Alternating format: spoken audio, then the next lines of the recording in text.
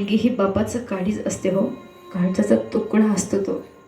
परंतु तो 18 वर्षापर्यंत सांभाळलेला त्याच्या काळजाचा तुकडा असतो तो. त्या साईडने नाही जात बरं का तो, त्याच्या विरुद्ध दिशेने जातो तो.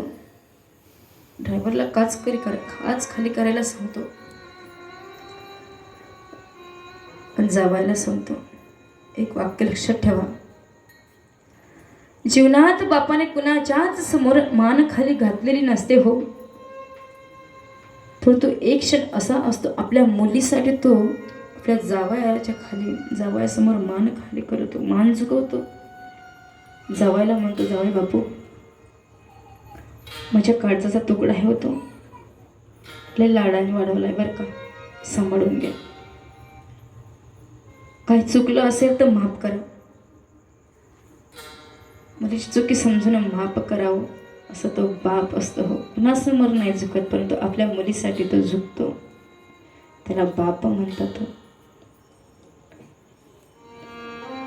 ज्या वेळेला मुलगा नोकरीला लागतो ना, गावभर दवंडी देणारी आई सगळ्यांना दिसते हो. पेढे घ्या, माझा मुलगा नोकरीला लागला, माझा मुलगा नोकरीला लागला.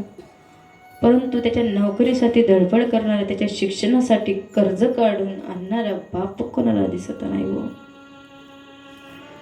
तो बाप कोणाला दिसत नाही. काय असतं तो बाप, काय सांगावं ते बापाचं.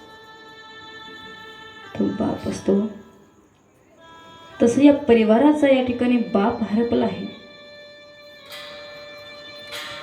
मी दादांना या ठिकाणी सांगेल, आमच्या जिजाऊ भाऊंना या ठिकाणी सांगेल, दादा या ठिकाणी तुमचे वडील वारलेत, परंतु तुमच्या बहिणींना कधी विसरू नका बरं का. कारण जोपर्यंत बाप आहे आणि माय आहे ना, तोपर्यंतच मुलींना माहेर पण आहे बरं का. एकदाचे बाप आणि आई जर गेल्यानंतर नाही वाटत त्यांना, नाही माहेर येऊ वाटत. तोपर्यंत बाप आहे ना, तोपर्यंतच. एक वाक्य लक्षात ठेवा याला मंडळ, सगळ्यांनी या ठिकाणी ऐका. तो बाप म्हातारा जरी असला ना, परंतु नुसता ओट्यावर जरी बसला ना, तरी आपल्या बंगल्याला शोभा असते हो. झाड फळ जरी देत नसला तरी, झाड फळ जरी देत नसलं ना, परंतु सावली मात्र ते नक्की देत असतं हो. बाप म्हातारा जरी असला, नुसता ओट्यावर बसू द्या हो, रस्त्याने चालणाऱ्याची कुणाची वाकडी नजर करून पाहण्याची हिंमत नाही होत घराकडे. त्याला बाप म्हणतात.